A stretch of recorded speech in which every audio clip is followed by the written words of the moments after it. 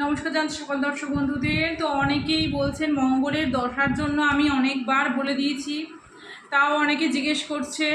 তো আমি রিটার্ন আবার বলছি আপনাদেরকে, মঙ্গলের যাদের দোষ হয়ে রয়েছে, মাঙ্গলিক দোষ হয়ে রয়েছে, সেই ক্ষেত্রে আমি বলবো ভালোভাবে আপনাদের ছকটাকে বিচার করান।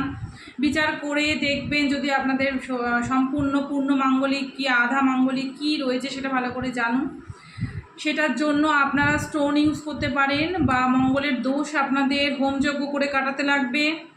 তার সাথে বলে রাখি কী করবেন, প্রতি মঙ্গলবার আর শনিবার করে হনুমানজিকে পালন করবেন, হনুমানজির মন্ত্র পড়বেন, হনুমান চল্লিশা পড়বেন, হনুমানজিকে সিঁদুর প্রদান করবেন, হনুমানজিকে ভোগ প্রদান করবেন।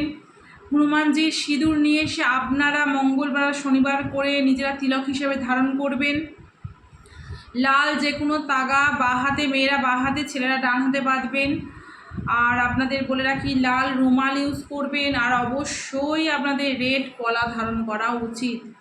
রেড কোবাল আপনারা ধারণ করুন, দেখবেন অনেক অংশে কিন্তু মঙ্গলের দোষ কেটে যাবে।